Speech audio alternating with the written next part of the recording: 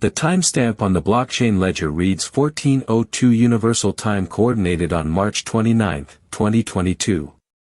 A single transaction block is about to be finalized. Inside that block lies the lifeblood of a digital empire, a vault containing over $625 million in cryptocurrency, poised to move from a secure bridge into the wild, open ocean of decentralized exchanges. But the bridge is not a bridge at all. It is a trap, a digital chasm waiting to swallow everything in its path. In the span of a few milliseconds, the immutable laws of the blockchain are bent, twisted, and broken. A ghost in the machine has rewritten the source code of trust itself. The keys to the kingdom have been stolen, not by a brute force assault, but by a surgical strike that exploited a flaw in the very architecture of security. The silence that follows the theft is heavier than the noise of the hack. It is the silence of a vault door swinging shut on a world that thought it was unbreakable. This is not just a story of stolen money. It is a story of the collision between the old world of centralized finance and the new, chaotic frontier of decentralized assets. It is a tale of how a massive gaming ecosystem, built on the backs of millions of players, was turned into a target for the most sophisticated criminal syndicate of the digital age.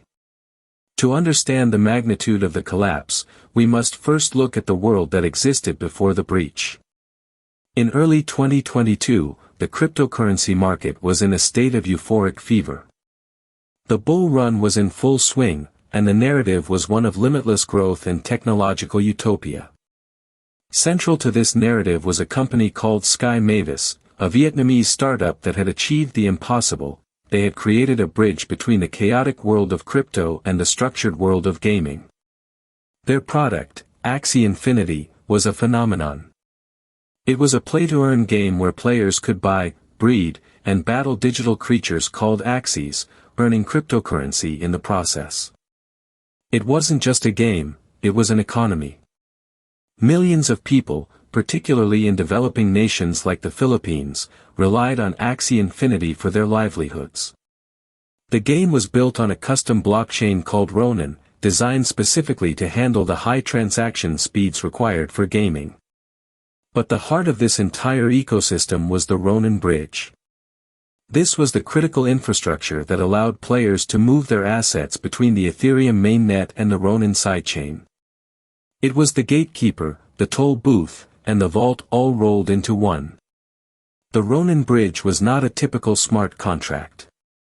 It was a multi-signature wallet system, a mechanism designed to require consensus from a group of validators before any large transfer could occur. Sky Mavis had partnered with a consortium of trusted entities, including prominent venture capital firms and blockchain security companies, to manage these keys. The logic was sound in theory. If one validator was compromised, the others would stop the transaction. If two were compromised, the system would flag the anomaly. It was a fortress built on the assumption that the people holding the keys were honest, competent, and secure. But in the world of high-stakes cybercrime, assumptions are the first thing to go. The world was unaware that the fortress had been infiltrated from the inside long before the first dollar was stolen. The players were playing a game they didn't know was rigged, and the developers were asleep at the wheel. The breach did not happen on a single day. It was a slow, methodical erosion of trust that began months before the vault was emptied. The attackers, a group known later as the Lazarus Group, a North Korean state-sponsored hacking collective, did not aim for a direct assault on the blockchain itself. They knew that was impossible. Instead, they targeted the human element and the software supply chain. They identified a specific node operator on the Ronin network, a small, independent validator who had been granted access to the bridge's administrative interface. Through a combination of phishing, social engineering, and malware, the attackers gained unauthorized access to this node. They didn't just steal a password, they stole the digital identity of the validator. Once inside the perimeter, the attackers moved with chilling precision. They waited for the right moment, monitoring the flow of transactions. They knew that the bridge required a certain threshold of signatures to authorize a withdrawal. By compromising one node, they had effectively removed the requirement for the other validators to check the transaction. They didn't need to break the math, they just needed to trick the system into thinking the math was being followed. On the morning of March 29, the attack began. The hackers initiated a massive withdrawal request. They didn't ask for permission, they forged it. They injected malicious code into the validator's software, a piece of malware that silently altered the validation logic. When the transaction was submitted to the network, the compromised node signed it as valid.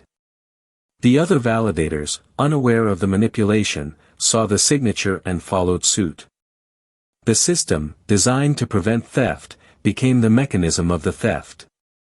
In a matter of minutes, $625 million worth of assets, primarily wrapped Ether, WETH, and Axie Infinity's native token, SLP, was siphoned out of the secure Ronin Bridge. The transaction was signed, verified, and broadcast to the blockchain. The money was gone. But it didn't vanish into thin air. It moved with the speed of light, crossing the digital divide and entering the liquidity pools of decentralized exchanges. The attackers immediately began the process of obfuscation, a technique known as peeling chains, or chain hopping. They moved the stolen funds through a series of transactions, swapping one token for another, routing them through mixers, and bouncing them across multiple blockchains to sever the link to the original heist. They were washing the money, trying to turn a digital fingerprint into a blur of indistinguishable pixels. The scale of the operation was staggering.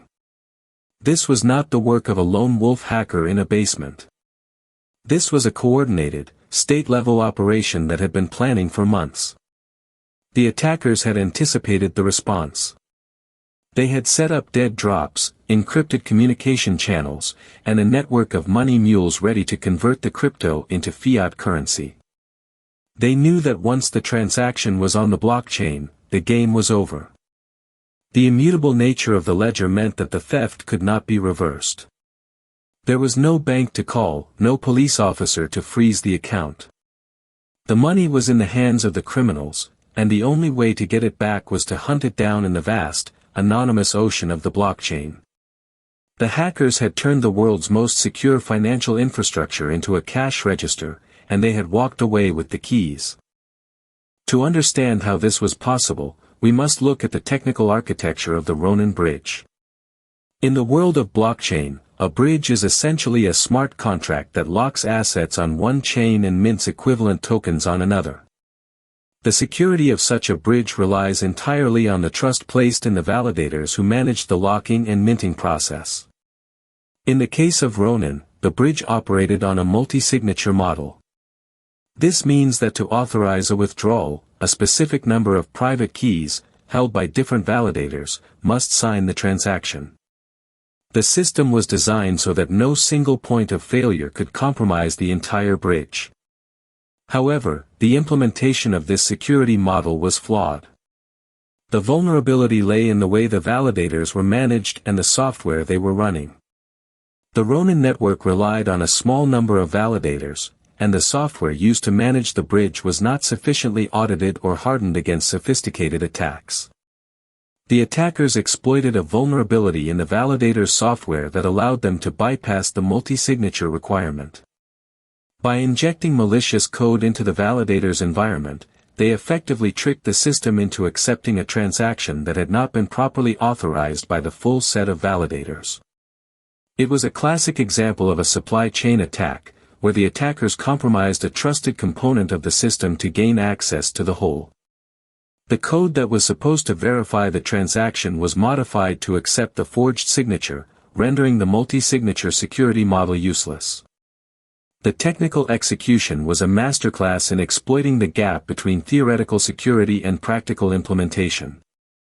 The attackers did not need to break the cryptographic hash functions or crack the private keys of the other validators. They simply needed to compromise the environment where the signatures were generated. Once they had control over the validator's software, they could generate a valid signature for any transaction, regardless of whether the other validators had approved it. The system trusted the signature because it was mathematically valid, even though it was generated under false pretenses. This highlights a critical lesson in cybersecurity: the strongest encryption is useless if the endpoint where the keys are stored is compromised. The bridge was not broken by force, it was broken by deception. The attackers had turned the bridge's own security mechanisms against it, using the system's trust in its own validators to facilitate the theft. The aftermath of the Ronin Bridge hack was immediate and devastating. For Sky Mavis, the company behind Axie Infinity, the consequences were existential.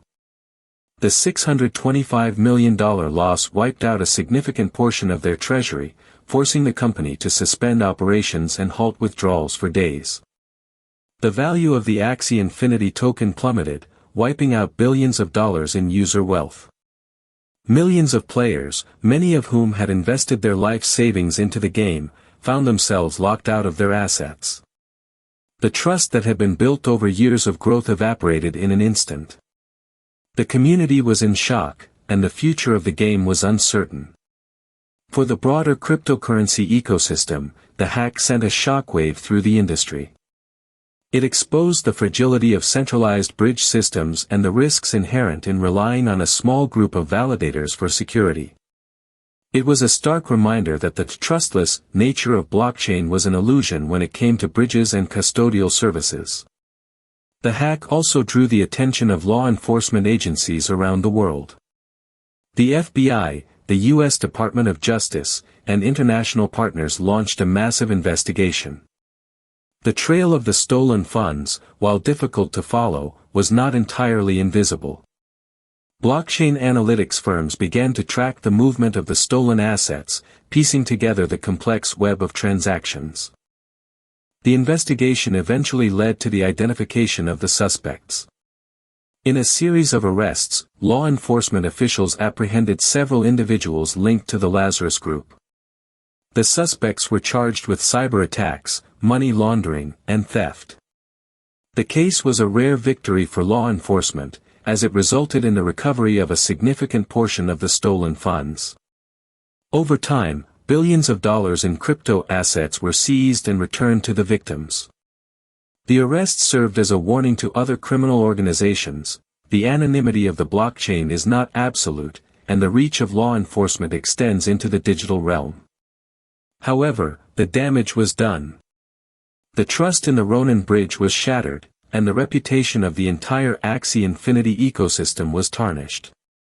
The Ronin Bridge hack serves as a cautionary tale for the future of decentralized finance. It highlights the critical importance of security audits, especially for complex systems like bridges that manage billions of dollars in value. It underscores the need for decentralized validation, where no single point of failure can compromise the entire network.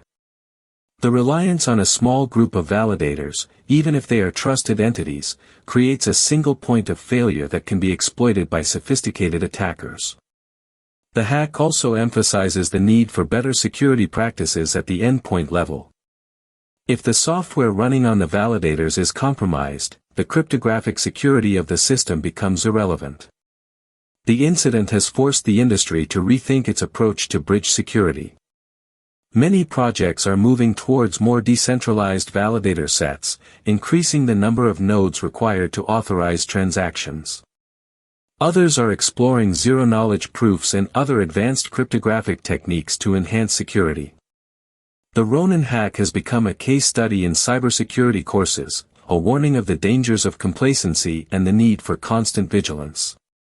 It has shown that in the world of crypto, the stakes are higher than ever, and the margin for error is non-existent.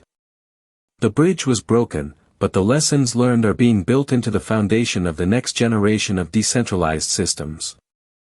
The story of the Ronin Bridge hack is far from over. While the majority of the stolen funds have been recovered, the methods used by the Lazarus Group continue to evolve. The threat landscape is constantly shifting, and new vulnerabilities are being discovered every day. The question remains, will the industry be able to stay ahead of the curve? Will the next bridge be secure, or will it be the next target? The battle between the defenders of the blockchain and the attackers seeking to exploit it is ongoing. As we look to the future, the lessons of the Ronin Bridge hack will serve as a guiding light, illuminating the path toward a more secure and resilient digital economy. But for now, the silence of the vault remains a haunting reminder of what can happen when trust is misplaced and security is compromised. The Ronin Bridge hack was a disaster, but it was also a turning point. It forced the industry to confront its vulnerabilities and to take security more seriously. But as we look at the horizon, we see new threats emerging, new targets waiting to be struck. The world of crypto crime is a moving target, and the next great heist is already being planned. What will be the next bridge to fall? What will be the next vulnerability to be exploited? The answers are hidden in the code, waiting to be discovered.